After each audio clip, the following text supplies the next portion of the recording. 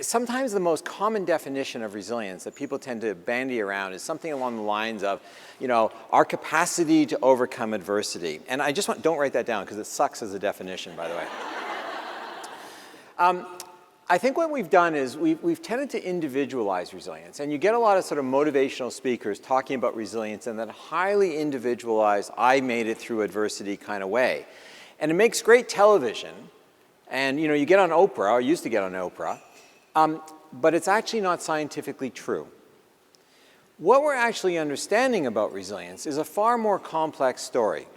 We obviously see themes appear globally in what makes a particular child resilient. They repeat, but it's an emerging story. So I'm going to suggest that there are 9 things that are more likely to predict resilience. And if you want to read about this, there is a book. I've written about this more from a clinical point of view in a book called Working with Children and Youth with Complex Needs. That's more the clinical side, more for parents and sort of educators and people sort of more in the, if you want a simpler read on this, it's called I Still Love You, 9 Things That Troubled Kids Need from their parents.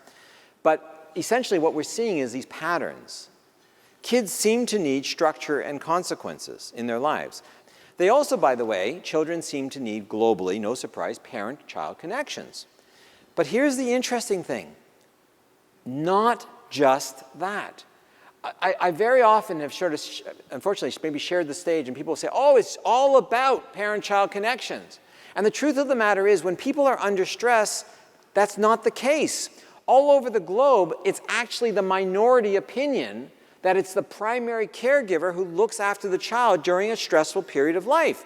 Most cultures in this globe would think that that's a ridiculous assumption, that the most stressed person in the child's family life, the parent, is the one that then has to nurture the child.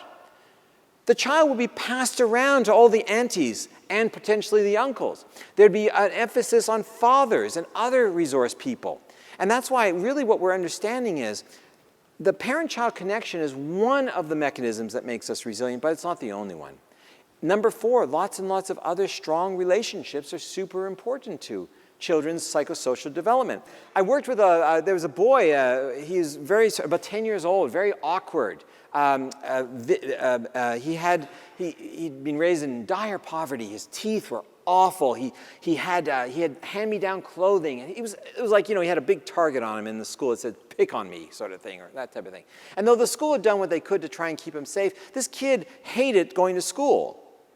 So what he had done was he had adapted and found his own pattern of resilience by hiding with the janitor at lunch breaks and at the recess breaks. Rather than going out on the playground where he didn't feel safe, he would hang out with the janitor. And the janitor was this gruff old guy, like just salt of the earth, down to earth kind of guy, right? That would sweep the floors and mop the floors. He was really good with the kids. He was just kind of honest. On the weekends, he'd go out hunting moose or whatever. This is in the Maritimes, right? So, very sort of easily to access kind of guy. The kid loved being in his shadow. So the kid supposedly hung out by this guy for like a week or so to protect himself, right? His adaptation, his pathway, his navigation to the resources he needed.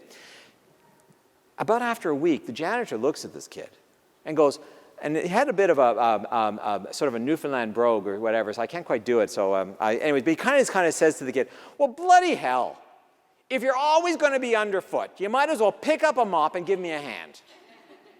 Now, I don't know about occupational health and safety laws and stuff like that. I'm sure he just broke every single one, right, by having the kid help. But basically, the kid picks up the mop and begins to sort of mop the floor with the janitor on the breaks. Now, a whole bunch of things magically happen in that case.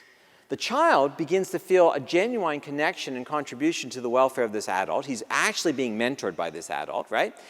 What's also neat is his changing relationship with his other peer group. Because let's face it, if you walk into a public building and someone is mopping, you have to be one mean little effer if you're going to walk across that wet floor, right? You tend to defer. So suddenly this kid who always was being jostled in the playground, jostled in the hallway, picked on, everything else, he's holding a mop, he's mopping the floor, the kids do this around him. He literally parts them with his mop. Now, my point is that what you see there is a pattern where this kid was getting a very powerful identity, a sense of efficacy or control through that relationship, not with his parent, who was a very stressed individual with addiction problems and poverty and a lot of other stuff going on. The janitor had set some structure, some consequences. The child had a sense of belonging, number 7, in this world that had become his space finally. He had, in a sense, a purpose to go to school again. I'm going to argue he even had a bit of social justice. Finally, people were treating him, the one who was mildly, quote unquote, in his mind, disfigured, awkward looking, the one who dressed poorly. Suddenly he was being treated fairly, and what's more, he felt safe.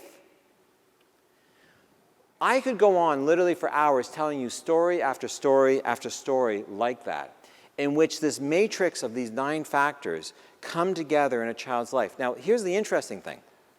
These can all be facilitated by us, by programs, by interventions, by good social policy.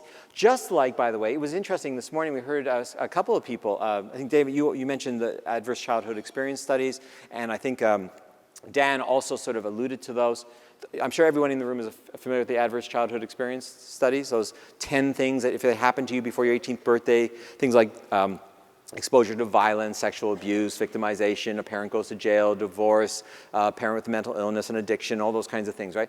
What's interesting about those, have you ever noticed that list, though? All 10 of those are preventable social factors. None of them are internal individual factors. Have you noticed that?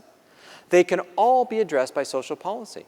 In other words, if you want to address heart disease and diabetes and somatic illnesses and a variety of other things which are the outcome of a high ACE score, you can actually do that by using good social policy and good social interventions in a child's early life. Isn't that wild? The same thing here. All 9 of these things that produce resilience are not only about the individual.